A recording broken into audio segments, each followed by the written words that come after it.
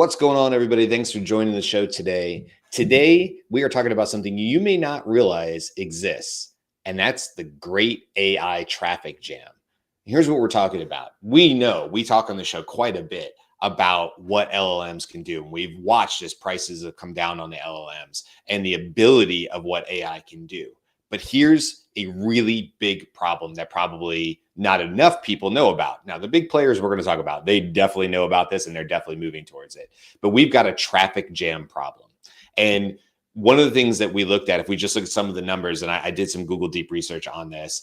So take this into consideration, right? As we're getting our GPUs and our CPUs are getting smarter and smarter. Obviously, we have this insatiable paradox of AI paradox where our hunger for energy is skyrocketing. So much so that, to say, put it in perspective, by 2030, they're predicting the global data center electricity consumption could reach 945 terawatt hours. Now, if you're like me, you're like, yeah, okay, great, 945 terawatt hours. Like, give me some reference point to that, because I wouldn't know what that was either. But that's an equivalent to the current annual electricity demand of the entire nation of Japan.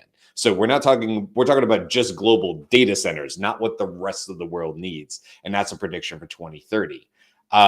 So what are we talking about here? So it's not really just an energy problem. It's actually like a fundamental performance crisis. And so we have some big players that we're going to talk about: NVIDIA, Intel, AMD, TWMC, others that are in play that are new startups, about how we fix this giant, very, very important data AI traffic jam. So this is the Daily AI Show. Today is September 30th, 2025. I'm joined by Beth and Andy. And guys, let's just dive into this. I'm going to give you the exact analogy that Google Deep Research gave me. And can I just pause here really quick, as I did, and I trapped my wife in the kitchen just a little bit ago because she's home and sometimes she doesn't get away from me when I'm talking about AI. Can we just say again that Google Deep Research, in my opinion, is second to none when it comes to putting together really, really good research or thesis or plans of action? I am beyond blown away over and over and over again. In fact, today I'll even share some infographics and a webpage that it created for me after it did all the research. But it gave me, first and foremost, a really nice analogy for explaining it. So I'm gonna lay this out first, and then we can dive into the conversation, guys. Just in line with that, were you using aistudio.google.com? No, I'm using it inside of Gemini, scaled through our team account. I'm able to get Gemini 2.5 Pro and Deep Research in there. Okay, got it. Yeah, so I do believe you have to have the paid side of Gemini. I'm not suggesting this is free, although through AI Studio it could be, because a lot of what's in AI Studio is free. So yeah, if you're not using Deep Research or you haven't, and you have an ability to do it free, Andy will check. Highly, highly recommend it. Like today, do it today. It's that good. I think everybody should at least see what it can do. Use any topic on it. I think you're going to be blown away. Okay, let's talk about our city. So I'm going to read you just a little bit of what it says. Let me get to where it is. Well, I missed it here. See, I had it on my screen and I scrolled and it's fine. All right, I'm gonna wing this because I kind of get the idea of it, right? We know we have Moore's Law, and Moore's Law was basically saying that every 2 years we could double the amount of transistors on a microchip. And that's not something that people are necessarily found. Justin Huang from NVIDIA said Moore's Law is dead. There's a lot of like evidence to that fact, but this is what we were building on forever. So imagine this city, and it's a data center. The data center is the city, your metropolis. And we've gotten really good at making GPUs and CPUs even more, even stronger, right? Even more impressive on the computations they can build. And we built up these skyscrapers in the city. But the streets are made of copper and the cars are made of electrons. And this is one of two parts of a fundamental problem, our traffic jam problem. Copper and electrons moving across it is slow. It produces heat through friction, and it can only move so much across it. And what you end up having in this big city is, number one, it's estimated that 75% of the data is just in moving things around, not computations, just the actual act, the physical act of moving stuff around this city. Mind you, this is all happening on a microchip. This is all happening on a small chip, right? You know, when NVIDIA, Jensen Huang holds up one of these things you can hold in your hand, that's what we're talking about. But in our mind, it's this big city. So we have this old infrastructure. We built these streets out of copper. We built our cars out of electrons, and it's causing problems.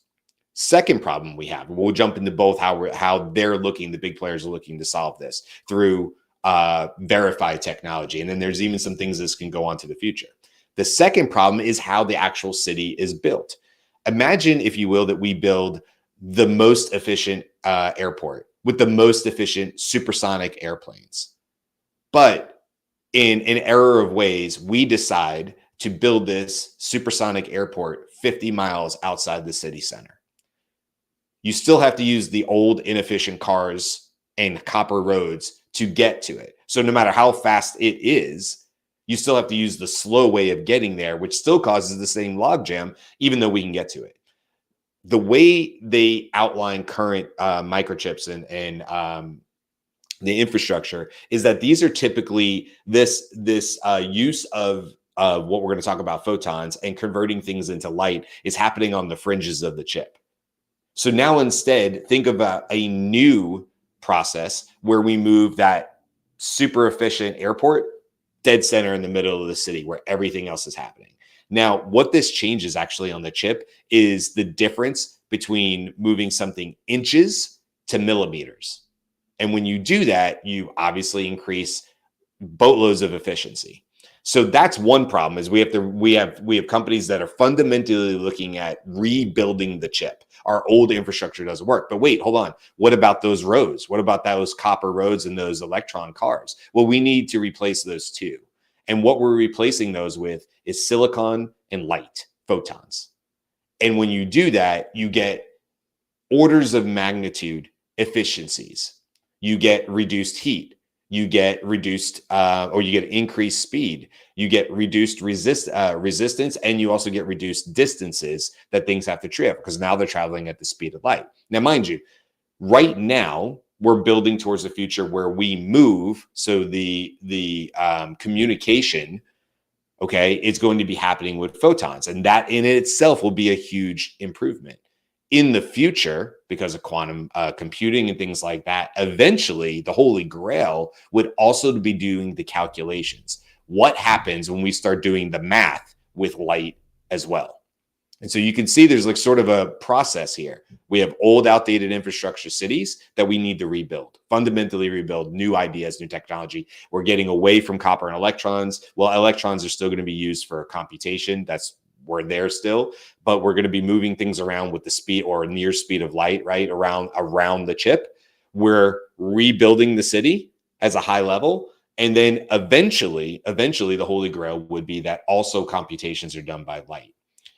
So when you look at where AI is today, why does this matter? Well, we have a logjam. We actually have the potential, if we don't fix this, of moving into sort of a dark age, meaning that despite the fact that we might have all the abilities of LLMs and AI to do amazing things, when it comes down to it, we can throw everything we have with GPUs and CPUs and all the data and all the energy we can amass to try to fix complex things like AlphaFold is doing with three-dimensional proteins and solving the next cancer and all the things that go along with that, or global warming. That would be another one that's just fundamentally hard. Think about building an actual digital twin of the Earth.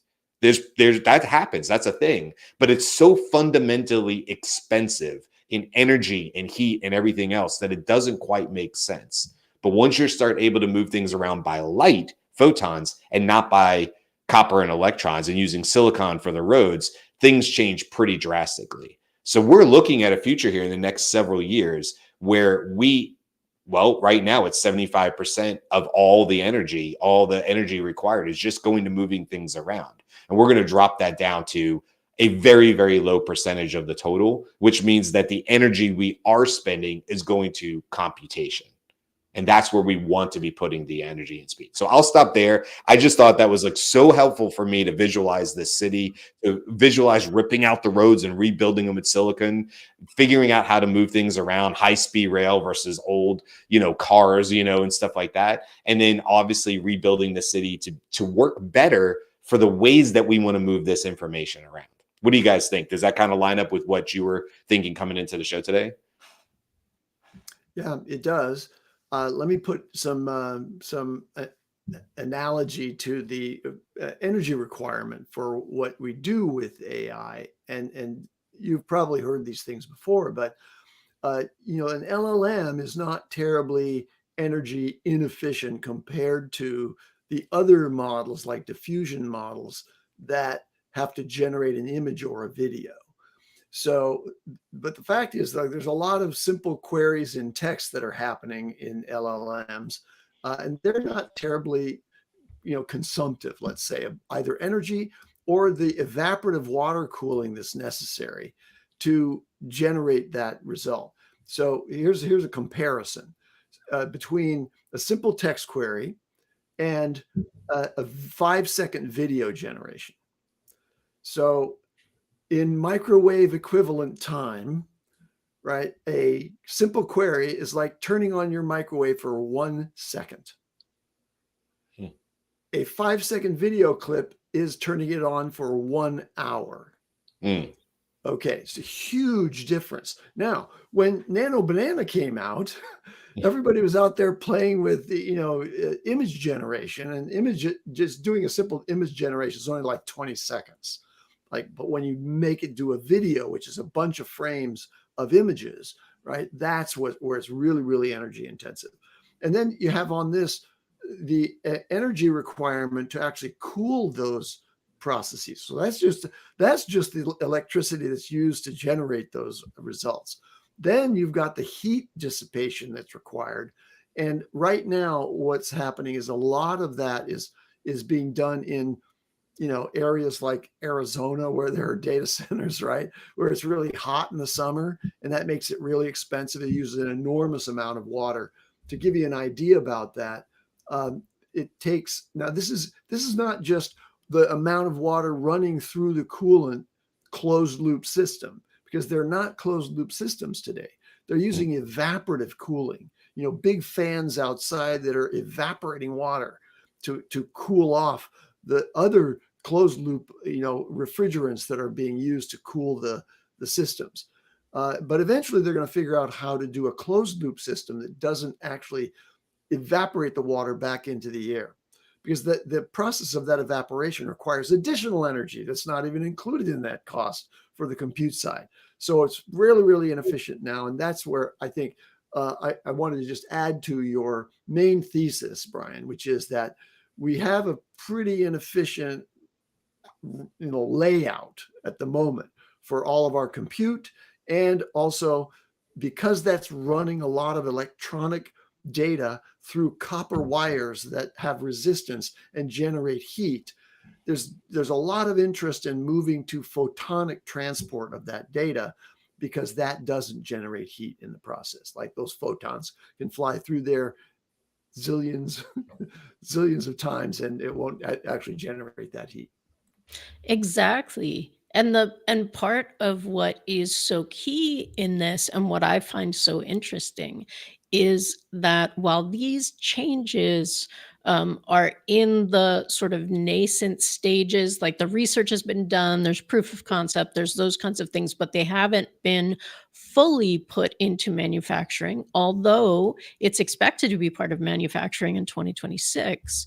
If we look, but like, not, it's not a sea change in manufacturing in 2026, but for one chip, it will move from the like prototype stage to actually some production, is in the context of us also having the conversation about all of the big power moves that people are putting into place, right? So we're going to bring online a gigawatt of energy production, right?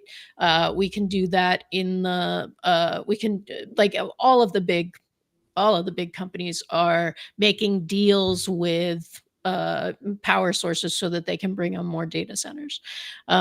And those are long-term deals, right? Like I can, Google can make the deal right now, but that doesn't bring the power online. This actually, in a reduction of the consumption of power and heat production, could happen in a much faster way, right? Like much faster than you can build another nuclear power plant, right? Right. Like we can greatly lower what is the energy that's required. Yeah, I 100% agree. Like, I mean, this is probably not super relevant anymore, but I had always heard that it takes about a decade to build a new nuclear reactor, perhaps more than that. Now, I think there's been a lot of improvement there. That might be a little outdated. Growing up, that's always the way I sort of understood it. Obviously, there's been a lot of improvement, and not necessarily the point of today's show, but we've talked a lot about like these micro nuclear reactors that literally sit on site at the data centers and produce, hopefully unlimited energy. And so there's, to your point, Beth, like there's a lot of progress there. And by the way, that's happening concurrently, right? That's not stopping. So Right. what's great here is that we are actively looking to solve the energy problem, which, I mean, nobody's going to be mad about that, right? If we're able to solve that. Obviously, there's some really big holy grails in nuclear. But also what we're looking at is just simply making what we do have move much and work much more efficiently.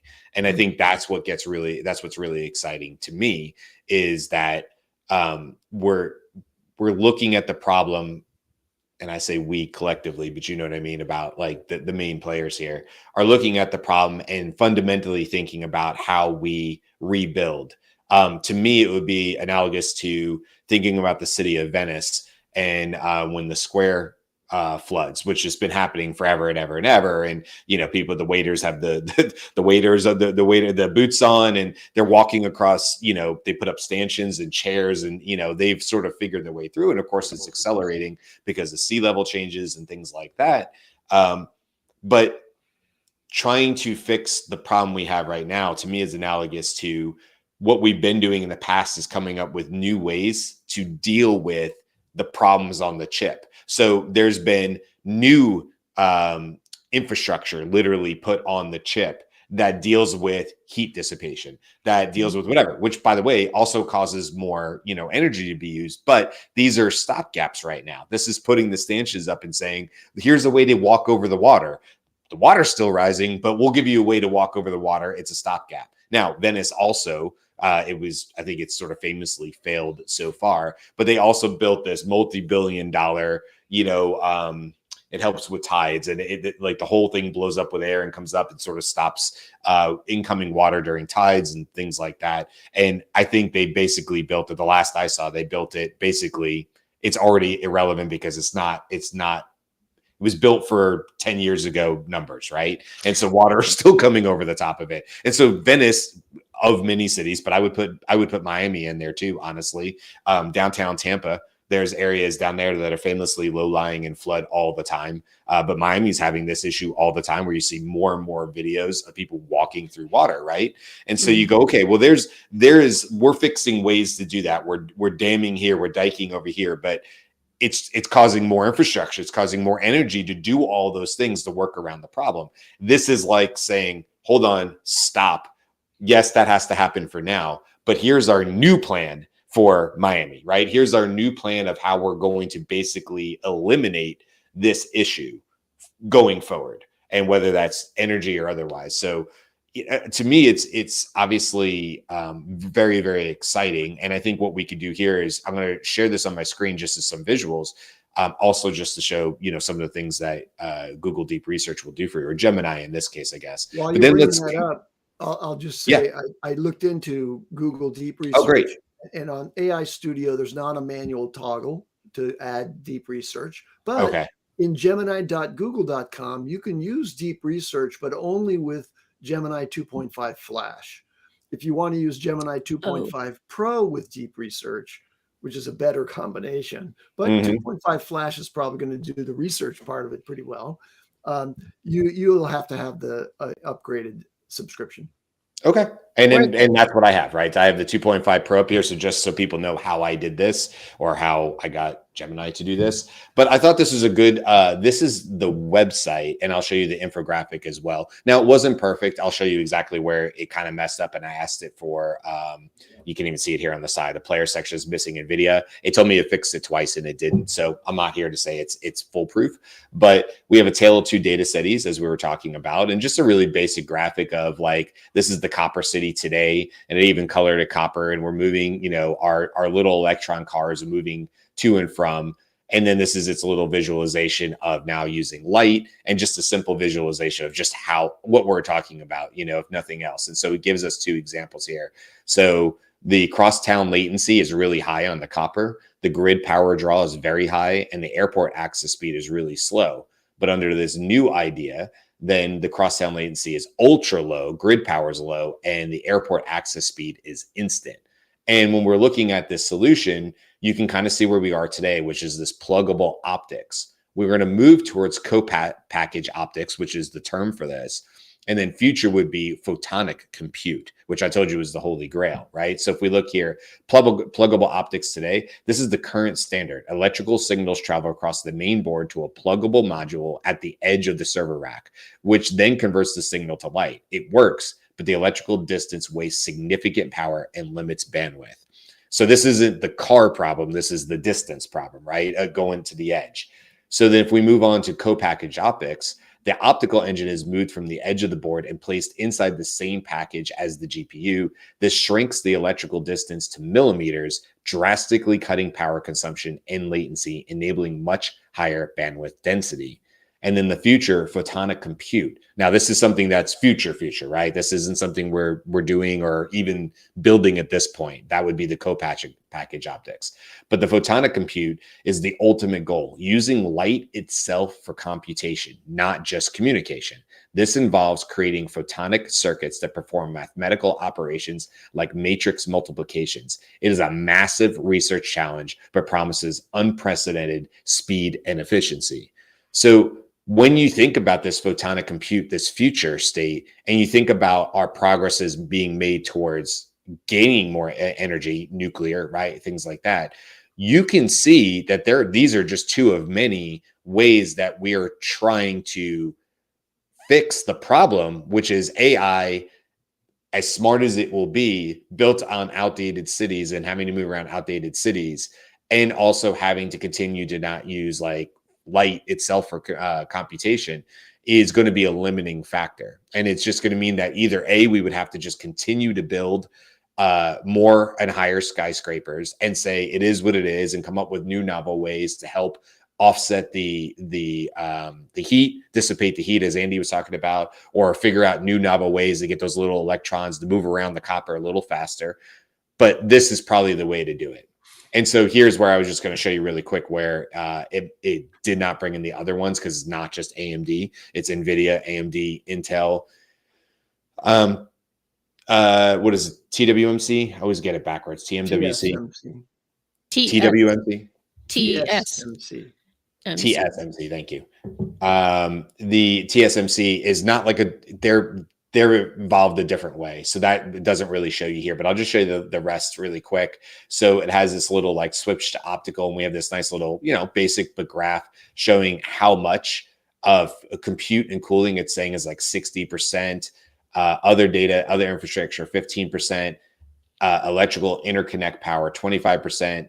And if we switch to optical, then computing and cooling 60%, other infrastructure, optical power percentage. And basically it's saying like the moat shift. So I thought this is important too.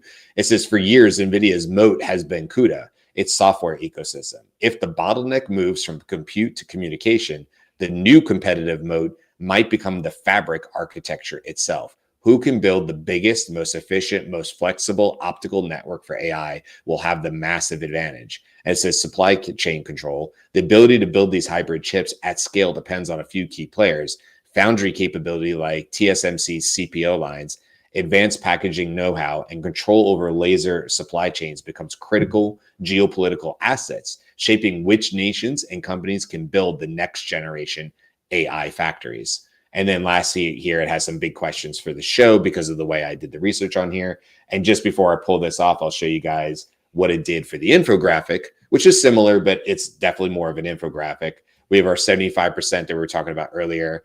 We're going to need a 1,000 increase in connections needed for next-gen AI systems, which is impossible with copper, and a 10x higher energy costs for long-reach electrical singles versus optical ones. And this is obviously very, very simple. They didn't really do a good job here, but it's nice that it's moving and it's on the infographic. So it kind of looks a little more like space there. Not quite the city infographic, but that's okay. And then we have our solution co-packaged optics, which we sort of talk about.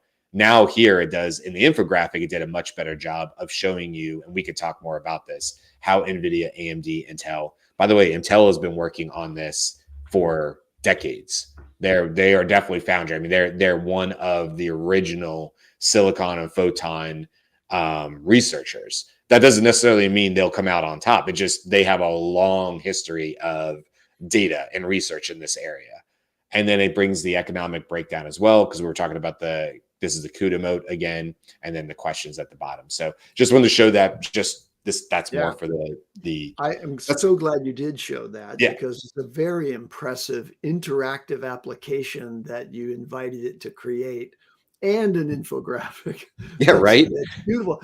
So it takes all of its deep research and creates not only a presentation in the infographic, which is a scrollable, but also has some moving image elements in it. But then on top of that, to actually build an application that you can interact with and with sliders and sort of gamifies the process of learning. Very impressive.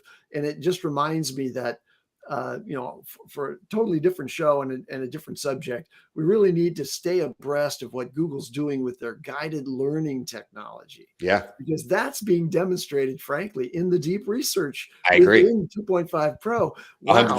I'm very impressed with that part of it. I want to talk quickly about another player out there that's going beyond the co-packaged optics. The package that we're talking about is, I don't know if you've ever seen Jensen Huang get on stage and hold up his Blackwell device. It's a big thing. It's a package about this big, and it's made up of lots of different components.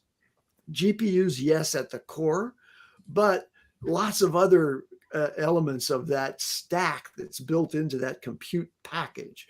So when they talk about co-packaged optics, they're actually talking about photonic interfaces or interconnects between the different parts of that package. But there's another approach, which is getting closer to photonic computing, but doesn't require the big leap that you need to get to photonic computing, which is actually doing math with lasers, right? That's another game entirely. It's kind of parallel to what's happening with quantum computing, right? It's really making tremendous advances, but it's not yet ready for, putting it in your car yet. Okay. So there's a company out there called Light Matter that's building what are called optical interposers and optical chiplets. Okay. And this is not putting the interconnects, at the inside the package or at the edge of the server rack to go over to the memory bank, which are also places where we can get acceleration using photonics. But this is actually when you're building the chip dies, you're putting an optical interface as one of the layers in those dies. So that just moves the photonic interconnect closer to the chip strata, right? So it's not just, hey, here's the connect at the edge of the chip, which is the co-packaged approach. It's actually, let's put them right in the layers of the chip itself and build that out. Now that's kind of an intermediate step towards full photonic compute, but it's a very interesting one. And that company is called Light Matter, and it's the leader in this space. One of the things I saw, I don't think Light Matter is one of them, but just since you brought that up about companies that maybe we haven't heard of, curiously, AMD's strategy to build to what they call the Zeta Scale, nice name there, engine, the Zeta Scale engine. I always like when they come up with new names of these companies, the Zeta Scale. Okay. But the CEO, Dr. Lisa Su, has identified optical interconnects as a cornerstone of its long-term vision for the Zetascale computing, a level of performance 1,000 times greater than today's exascale systems. So obviously exascale is a thing. But the reason I wanted to bring it up is that they, rather than deploying all the AI, all the necessary technology in-house over many years, AMD has employed the strategy of targeted acquisitions to rapidly build expertise. The recent acquisition of Enosemi, Enosemi, a silicon-photonics startup with a proven track record, is a prime example. This move immediately scaled AMD's ability to develop and deploy its own co-packaged optics solutions. This follows a pattern of strategic purchases, including, would have no idea how to say this, Xilinx, no idea, for adaptive computing, and Pensando for networking, all aimed at creating a comprehensive hardware and software portfolio capable of challenging the leadership in the AI era. So almost like we were talking about yesterday with Meta, which is like, I don't have to have this homegrown. I can just go buy the ones I need. I mean, Google does this too, don't get me wrong. Like I could just go buy what I need and bring it in-house and hopefully ramp. Now, I think there's some challenges there. Obviously, it's not obviously as easy as going and buying these best in class, startups or whatever, because they all have to operate and work together. And of course, that can be very, very complex. So just to say, oh, AMD has a competitive advantage because they're willing to go out and buy startups and do this does not mean all those. I mean, hell, we can't get marketing and sales to talk to each other in most companies. So the idea that all these new companies are all going to just seamlessly start interacting and connecting, I mean, that in itself could be the downside of any company, is actually trying to do too many, M&As. So we'll have to see how good AMD is at not only bringing in expertise, but how quickly that expertise can actually make impacts across the broader AMD landscape. And that's the tricky part to me. It's not like, yeah, you have money, you can go buy a solution off the rack. That doesn't mean you can use it immediately.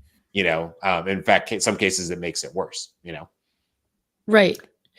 And the sort of context in which chip design, like the history of chip design, is like Moore's law. Now that was based on old-fashioned the old-fashioned energy transfer, right? And Moore's law was that basically the number of transistors on an integrated circuit doubles approximately every 2 years. So that time frame isn't going to hold true as we're starting in this. Moore's law didn't happen until the first the first Moore was successful, I guess. I don't know. But the system in which these advances are moving forward already has that history in it, right? That we expect chip design to improve.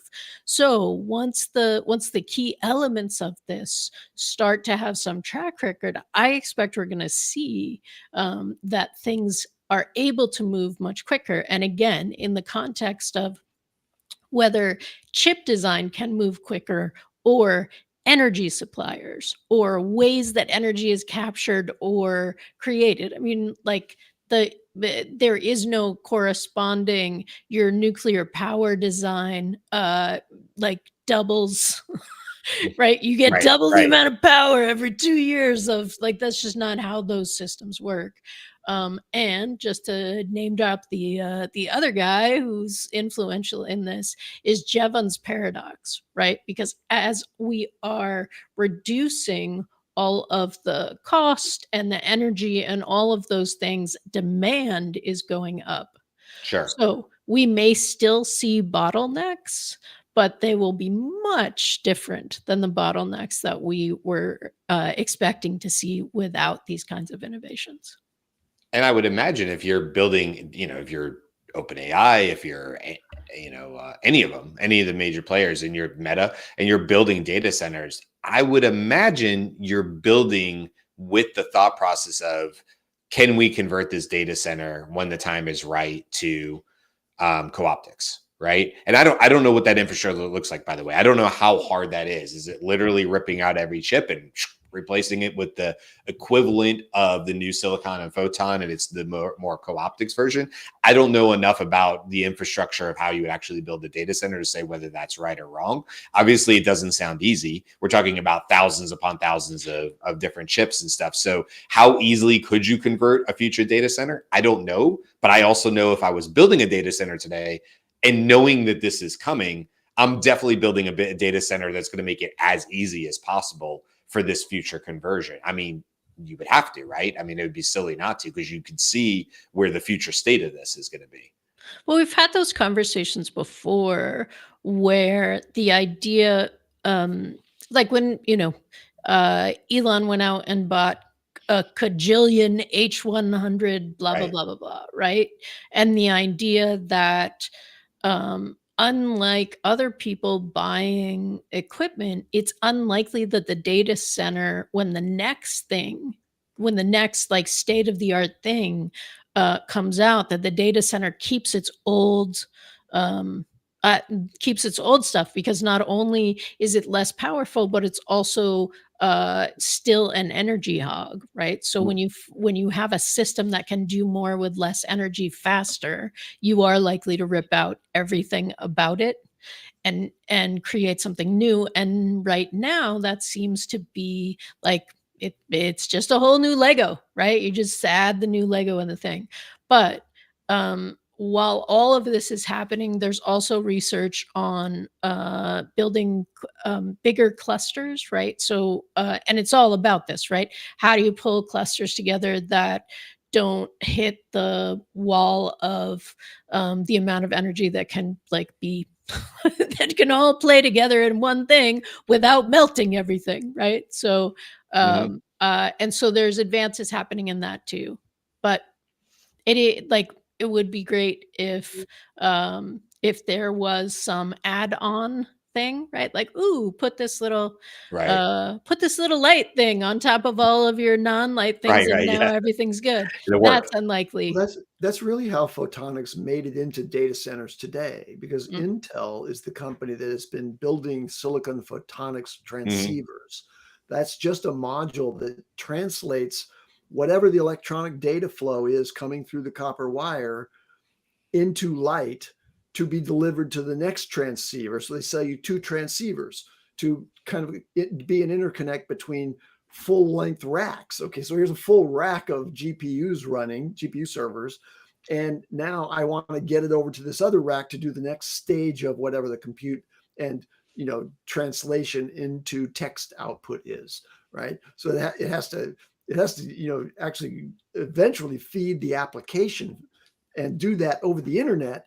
And that's going to all be electronic. That's not photonic yet.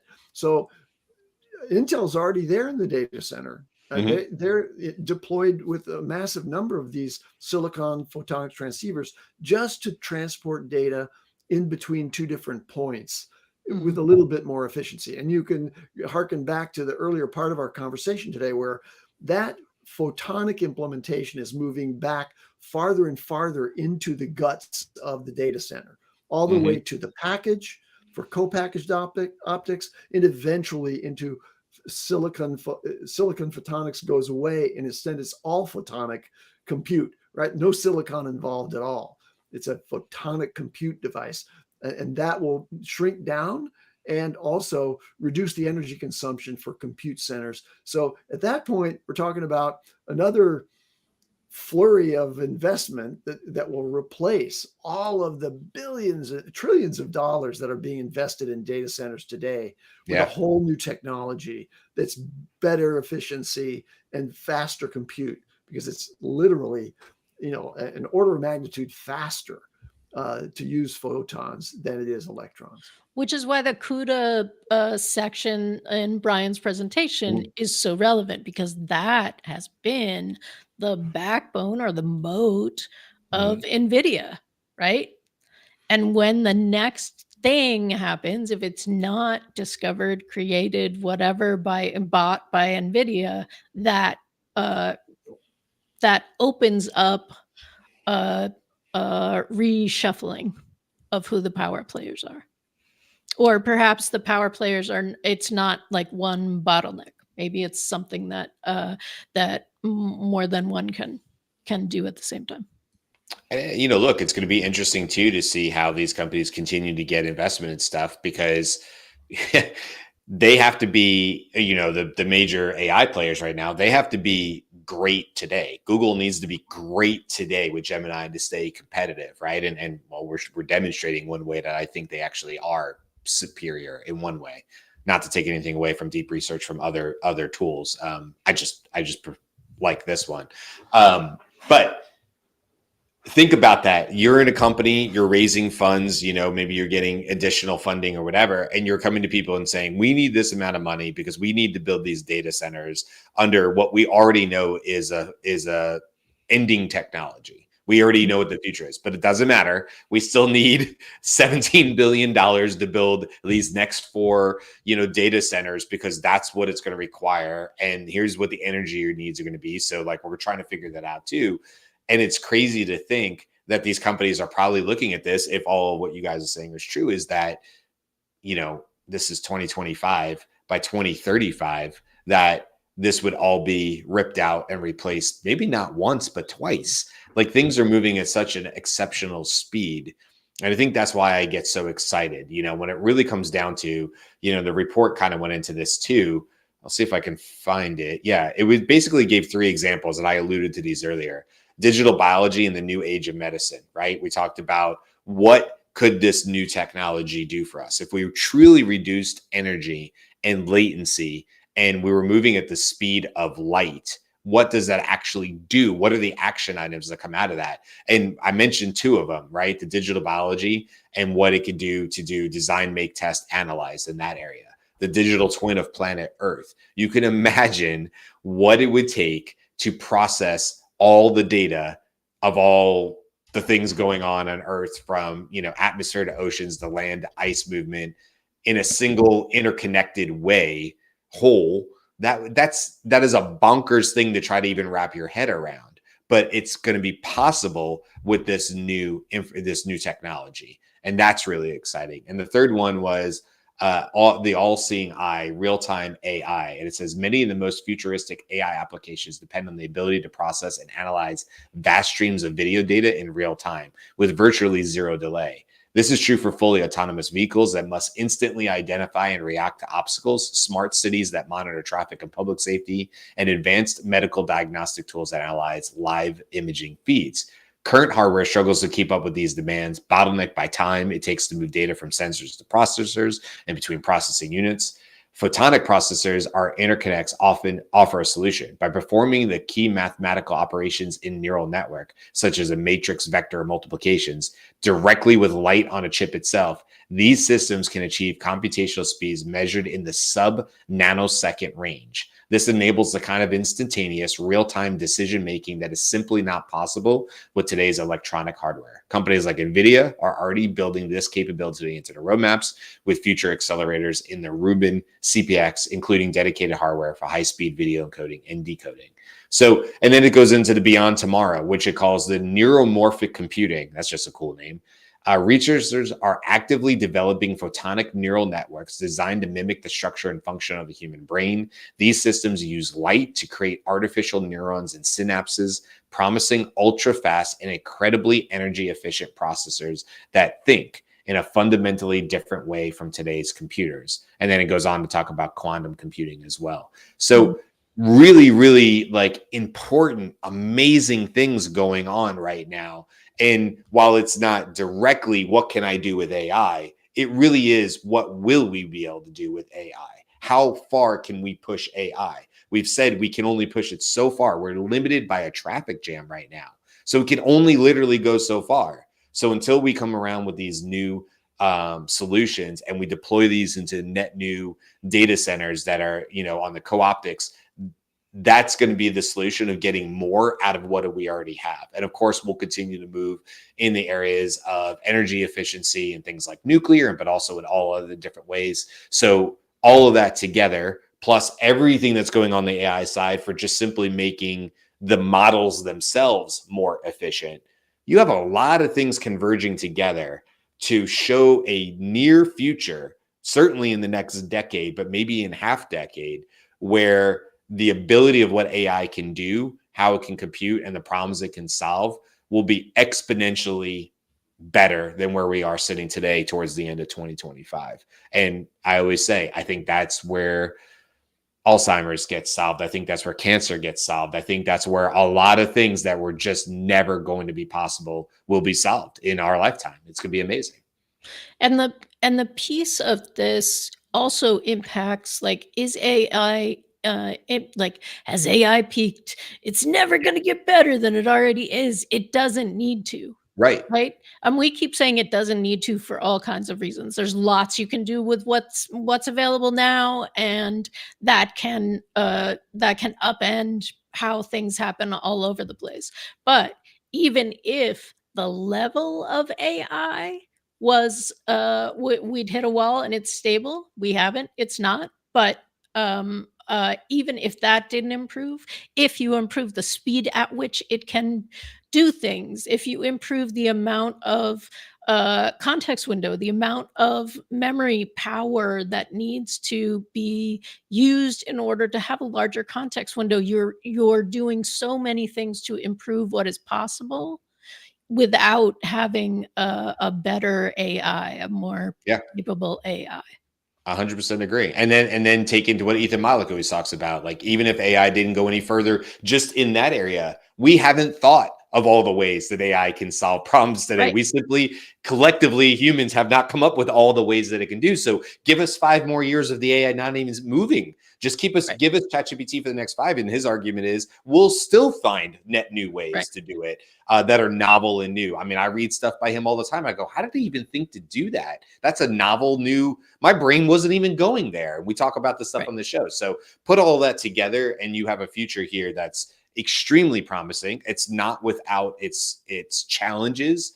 It's not without potential energy problems going forward, where we simply just cannot produce enough net new energy to solve the problems we have today before we get to the problems, solutions of tomorrow. And that will be interesting over the next couple of years. I mean, we don't have unlimited energy right now, so we'll have to figure that out. But this all is going in the right direction. So with that, I'll wrap it up. I think look, guys, I told you guys before we went live, I looked at the topic today as we always do and prepare and stuff like that. I thought, geez, I don't know where to go with this or whatever. Or maybe this is 15 minutes of a conversation. That might've been. And then I did this research and I thought, oh, I just didn't get it. And so then it made me excited about trying to then relay that with you guys and what you guys said too. So hopefully if you listen to this show, you're excited. We're not there yet, but you're excited about the potential of where this can go, because we've got some super brilliant minds out there, and they're trying to solve this problem. And in fact, like people like Intel are already solving part of the problem. Tomorrow we'll have the news as we always do on Wednesday. So come back tomorrow to learn all about all the latest things. Thursday, we don't actually have a show set up yet, but I do have an idea for one. We do have a show set up because Carl has already agreed. Thursday is Cloud Code. Carl's going to walk us through what's happening. It just hasn't been put in the Slack yet. Okay. Sorry. Thursday will be Cloud Code. He's going to demo Cloud Code live, so don't miss it. Yeah, no, I can't wait for that. Well, in that vein, but we'll see if it happens Friday, if we maybe push it the next week. We'll talk about it tomorrow in the news. Lovable just came out with some new upgrades, and I really want to go play with Lovable, and that's what I was going to suggest for Thursday, but Cloud Code's better because Carl's already built in there. I want to go play with it because the whole thing with Lovable, not to get off topic, was with their cloud infrastructure, you had to go put your information like a Superbase or a PyCone and deal with it. And they essentially said, hey, you don't need to do that. And they actually have a really cool commercial. We'll show it tomorrow with a 10-year-old. And it ends with the 10-year-old turns to the guy from Lovable and he goes, I guess I'm an engineer. And the guy goes, yeah, I guess so. I just thought it's just a cool line from the 10-year-old. Like, I guess I'm an engineer. So I thought that was a very cool commercial. We'll talk about that more tomorrow. So news tomorrow, Cloud Code on Thursday. probably our what's on our mind squirrel show on Friday, as we've been doing. Maybe we'll push Lovable next week, but we'll let you guys know. The only way to find out is to keep coming back and hanging out with us. Thank you to everybody in the comments, Greg, Jude, and everybody else. Delma, I see you in there. And, don't forget, this weekend we will have our newsletter that goes out on Sunday. You can sign up for that by going to the website, thedailyishow.com. If you want to join our community, which is where I will share the report that I did, because we had some requests for that, I will share that in the community. The only way you're going to be able to get that is by joining the community. It's free. You can go to thedailyishowcommunity.com to join that free Slack community. So that's all the things we have going on. Come back, hang out with us. Sounds like it's going to be a great week. Until tomorrow. Bye, everybody. Aloha.